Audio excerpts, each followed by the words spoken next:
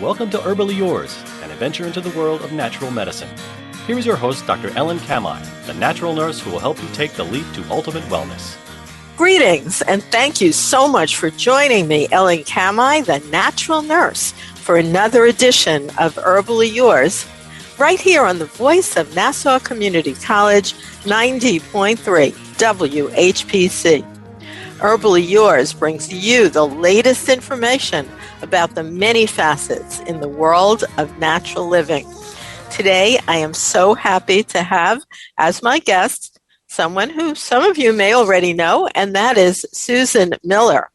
Susan is an internationally known author, columnist, and publisher, and is the respected founder of Astrology Zone at astrologyzone.com, which she debuted in December 1995. Her site is considered an authority in the field of Western astrology and is read avidly by over 11 million readers a year. Susan's monthly forecast, published on her website and on her app, Daily Horoscope, Astrology Zone, and more by Susan Miller, are celebrated worldwide. So we are so happy to have her today. She is the author of 12 astrology books and the ever popular The Year Ahead Astrology Calendar, as well as writing monthly columns for 6 international magazines. And she is a native right here in New York. And thank you so much for joining us today, Susan. Oh, I'm thrilled to be invited on. And here we are, New York, New York. I love it. Right. We love New York. Just so you know, our show is actually, although we're on the air, when we broadcast on the air, we're on the air locally, but nowadays, you know, all radio shows are also transformed somehow magically into podcasts, and we're also on iHeartRadio, so it gets quite a wide listenership. Now, name some of those women's journals that I know I have seen your columns in. Well, I used to be in Elle and for 6 years, and then in Style for 6 years.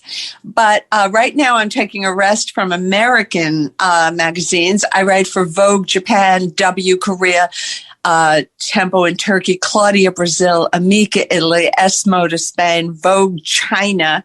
I just left Vogue Germany because they didn't want to do the translations, and I write a lot. But it's really fun to work with editors all over the world because you get a different perspective. Let's go back in time and tell me, how did you wind up being so interested and such an authority in astrology? I never wanted the world to know I knew astrology. Let's start with that. And I don't think any astrologer believes in astrology until she or he starts studying it.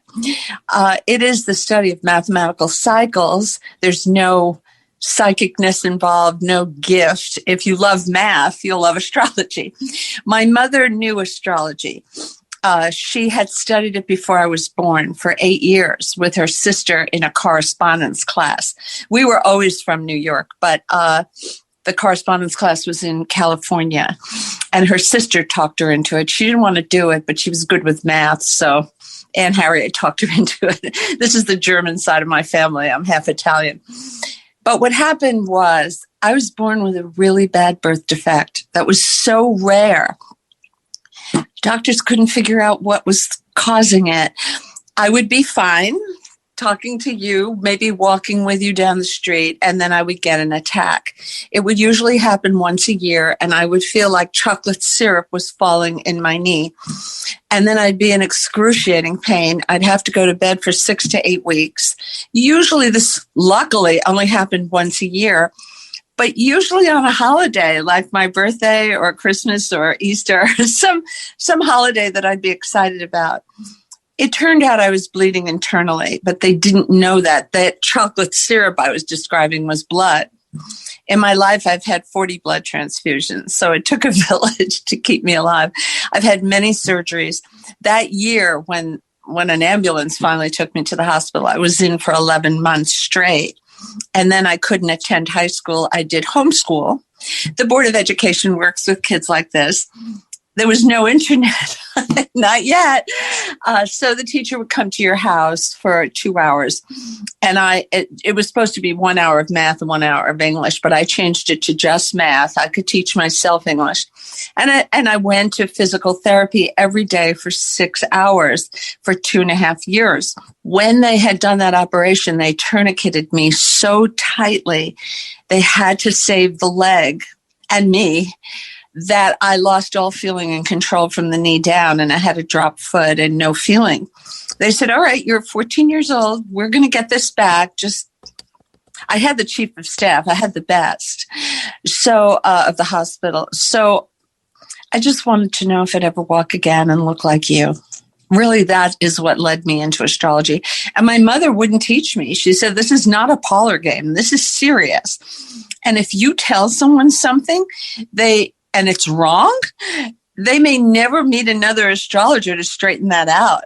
So you have to study for 12 years, and you're only 14. You don't know what 12 years is. And I had to work on her for a year and a half, but finally she gave in. And she was right. I'm accredited, and I did study with her. You know, my other side of the family, my father's side, lived upstairs from us. I had 3 aunts, my grandmother. In my apartment, I had my sister. There was always someone to practice on, and my mother would always sit in the room when I read a chart. She was Alexa Hente. So in those days, of course, you talk about math, and in those days, and I do remember people doing charts by looking things up in books and looking, like you said, mathematically, how many tiny amounts different planets had moved.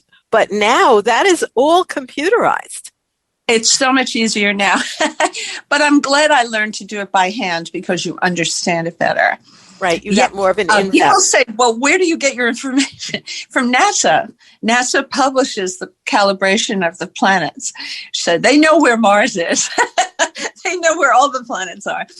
And when 2 planets or more get within range of each other within, say, 8 to 10 degrees, they're talking to each other. And when you study it, you know what those particular planets mean and that particular angle of the 2 planets. It's interpretation. It's unlocking a code, which I love. I love unlocking codes. But, you know, I had a job when I got out of New York University.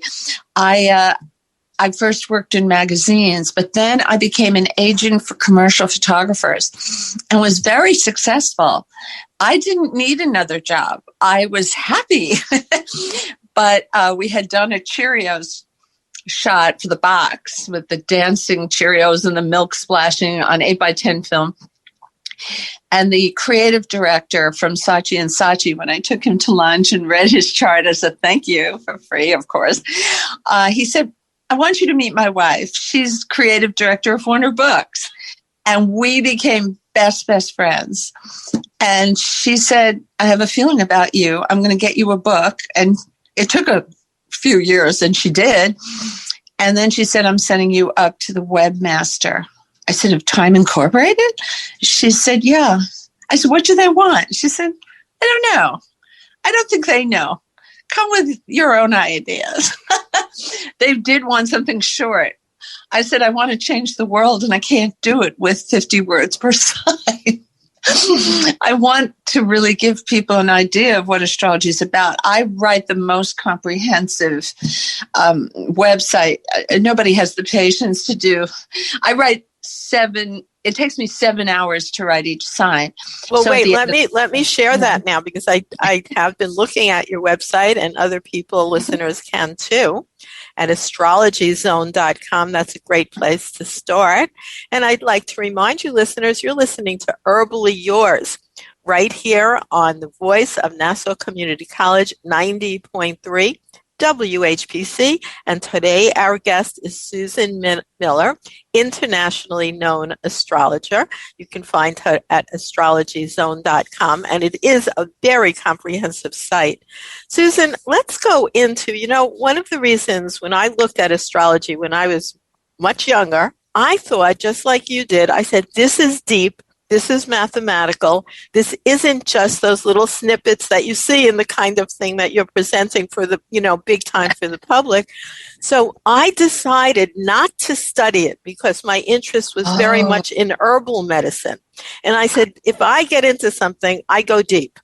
So let me not study it, but let me rely on other people who did, like yourself, who put time and energy into it. And it helped me, like with parenting. I don't know how you could get through without astrology, because I would understand difficult patterns. I would talk to my astrologer and, my daughter is such and such. They're in their 40s now, 46 and 42. But I'm talking when they were little and, things go on. And now, definitely want to ask you, what about the unbelievably challenging time that we are all in right now? I didn't see it coming because I didn't look for it. In astrology, you have to look for what if you don't look for it, you don't find it. Pluto rules viruses. I didn't know that. Pluto usually is associated with big money deals, and Jupiter also, and they hadn't seen each other for 13 years. So they had dinner on April 4th of last year, and I think Jupiter was drinking too much wine. He said, Pluto, I'm so happy to see you. Is there anything I can do? And Pluto said, well, I have this virus. Would you help me spread it? Because Jupiter expands everything it touches. So Jupiter said, oh, sure, I'll help you. Jupiter, what were you thinking? April was a very tough time in New York, if you remember last year. And they were to meet again June 30th, but they were both retrograde. And the world is a laboratory. I thought, is it going to be less severe? In a way, it was, but the Sun Belt from Florida all the way up to California through Texas and Arizona, it was tough for that part of the country. Also, Brazil, India, Russia, Turkey, they were having a hard time. But I was particularly worried about the last time they met, November 12th, because usually that's a knockout punch. They were not retrograde. And, Thanksgiving and Christmas did create super spreader events. And, but with astrology, you can prevent things. If you wear your mask, that's a big statement. So it's one thing to read what's going on now, as you said, looking at the patterns. But you're saying, had someone been looking ahead, there was a way we could have perhaps not had this tremendous... No, we probably still have it, because this is population control by nature. We just don't want to be one of the victims. And like Darwin said, survival of the fittest. What he meant by that, in my opinion, is being able to take in information and conforming to it. If the scientists are saying wear a mask, we wear a mask. In New York, we're really pretty good about that, and washing our hands and keeping the social distancing. It's pretty good here, but it's not followed all over the United States. And we all have to get together to get rid of this virus. We have to get our shots, and when it's our turn, and, just listen to the authorities. Otherwise, as Dr. Fauci said, the longer it goes on, the more it'll have time to mutate. And they're very worried about the latest mutation. So how does that look? Did you take it? I know you have a whole space on your site, and people can visit your site at astrologyzone.com. And then you have like a little sub area, which is called Astrology Zone Coronavirus. So that's just an essay. Okay. But, I think we will get a better handle on this by the end of March. Why is that? When Jupiter and Pluto were together, little Saturn, like your little brother, would say, I want to come too. Jupiter and Pluto say, you stay home. Stay home. No, Mommy said I could come. Oh, gosh. Okay, get your coat. I've never seen three planets glued together the way these three were. Jupiter, Pluto, Saturn.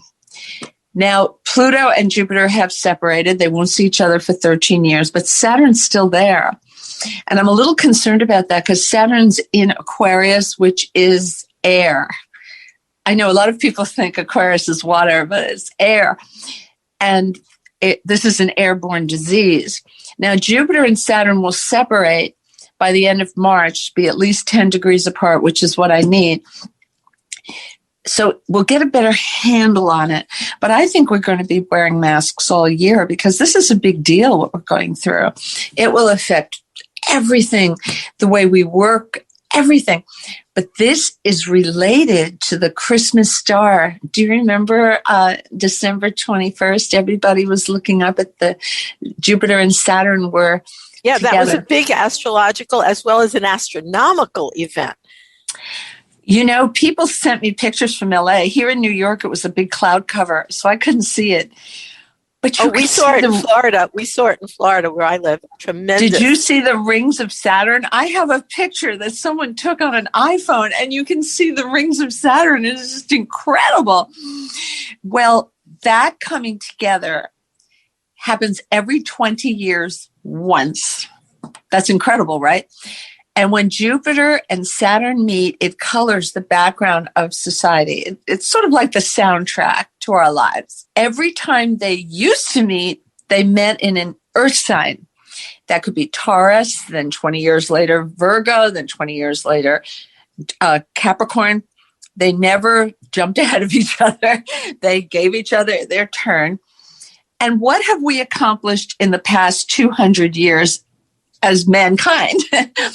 Well, when you think about it, I sometimes think about New York as forest and swamp on 42nd Street. And you know how Discovery Network shows you these animations. We built roads, bridges, tunnels. We built skyscrapers. Well, in Europe, we built beautiful cathedrals. We have one here in New York, St. Patrick's. And we laid down railroad tracks. But we started the Industrial Revolution and the assembly line. And earth signs are consumerism. It's things you can touch and feel and own. And, you know, it's hard to believe, but before 200 years, if you wanted a new dress, you'd have to go to a store and buy fabric and go home and make it. Or if you wanted cereal, you'd go to the general store and the man would scoop out some oatmeal and put it in a bag for you. There were no boxes of cereal. And actually, the Smithsonian Channel has been running How Food Changed America. And it's fascinating. Each episode, they tell you how these companies were born and all that they had to go through. We think it was probably easy, but it wasn't. Now, when Jupiter and Saturn met, they met in Aquarius. That's an air sign. And they're never meeting again in Earth. Wow. So this will hasten the age of Aquarius. There's going to be robots, yes, but there'll be good things. You know, there'll be ways in medicine to take out diseases that people suffer with, you know, that they're born with, that they inherited. We will have the driverless cars and things we can't even imagine. Flying taxis going by my window is just terrifying.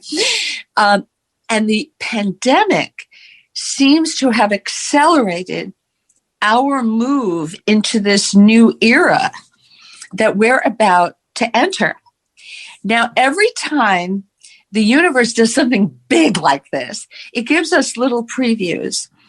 In 1980, when Jupiter and Saturn were due to meet, they met in Libra as an aberration.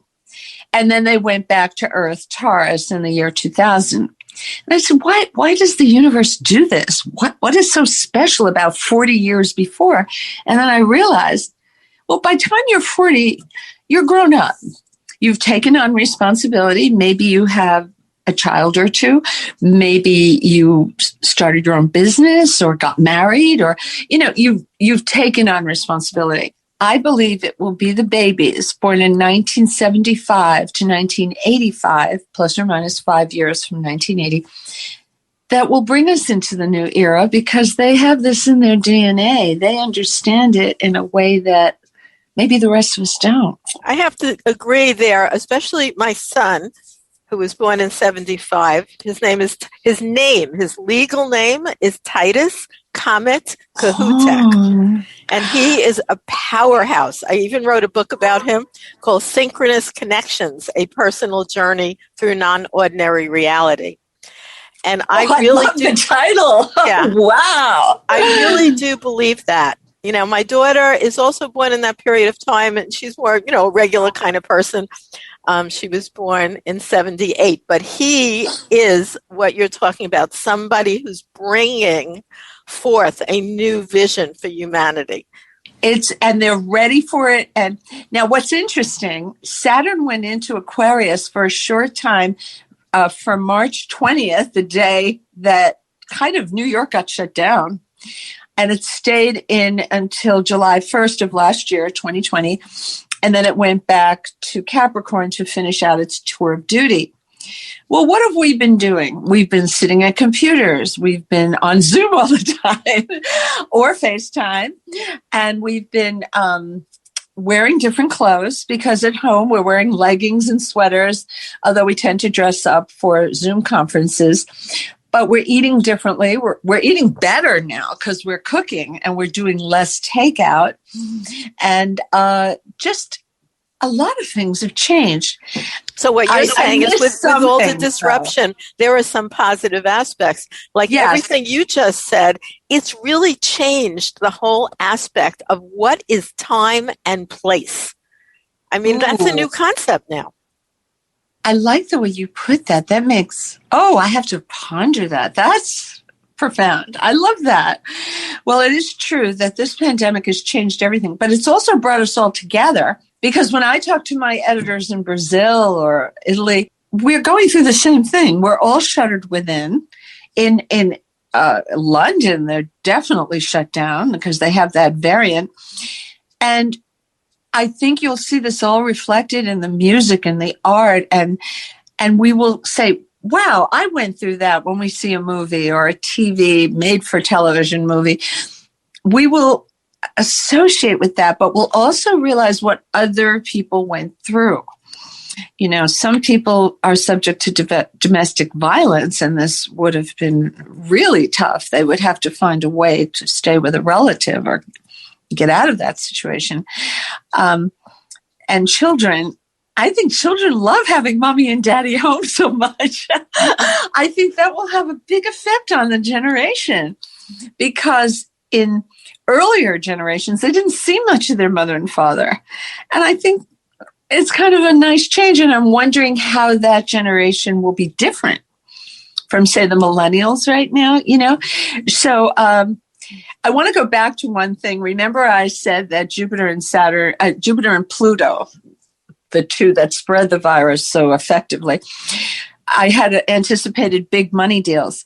We got the big money deals, but it was in terms of stimulus packages in the trillions, which I didn't even think was possible. But that did come out. But of course, you know, Uranus, the planet of surprise, was in, and still is, in Taurus, which rules money. The last time we had Uranus in Taurus was 1934. And then moving forward for 7 years. So it brings surprises. So I think we just have to roll with it and not watch the pot and wait until it boils. You know what I mean? I think a lot of people are anxious. When are we going to get out of the house?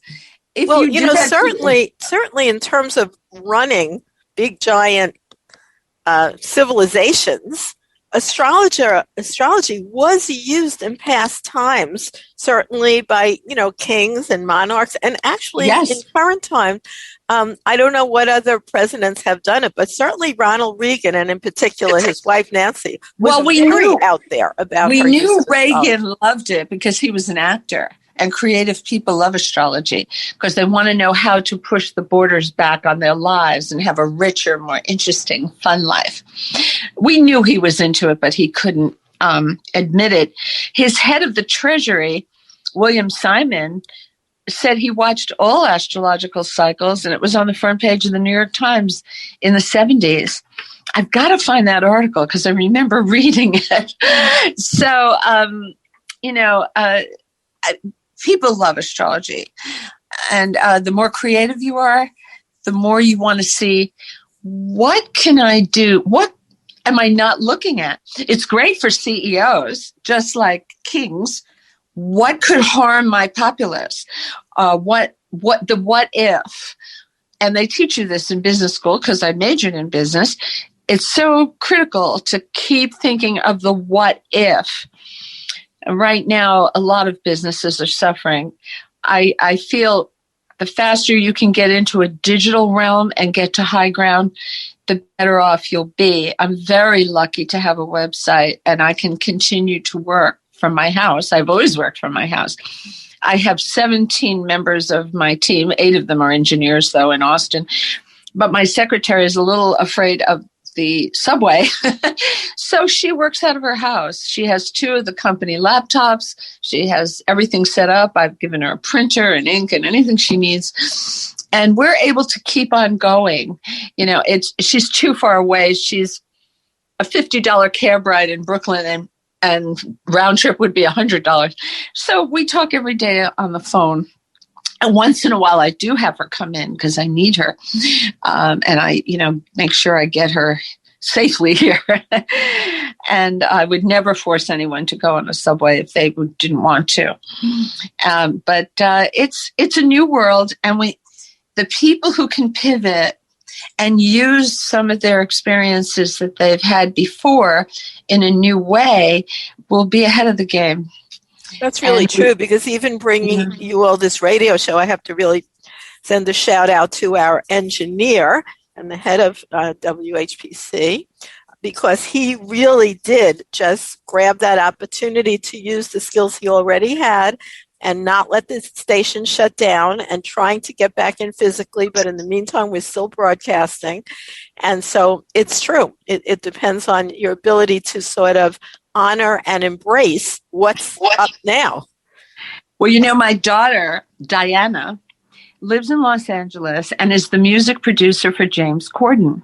And when LA shut down, they didn't know if it was for 2 weeks, a month, or a year. They had no idea. And suddenly she said, we had to keep rolling. We had to get a show on the air.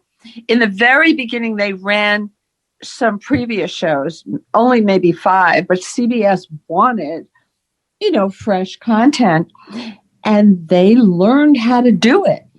And Diana laughed and said, well, the budget went out the window. They had to send recording equipment. Well, you know what, Diana, we have to stop there because we're actually out of time, but it was totally thrilling to speak with you. And I want to tell our listeners to find you, Susan Miller, at astrologyzone.com. And I want to thank all of you listeners also for tuning into Herbally Yours, produced in the studios of 90.3 WHPC, Nassau Community College, Garden City, New York. For further information, email us at whpc@ncc.edu. This is your host, Ellen Kamai, at naturalnurse.com, inviting you to join us next week for another edition of Herbally Yours. Until then, stay healthy.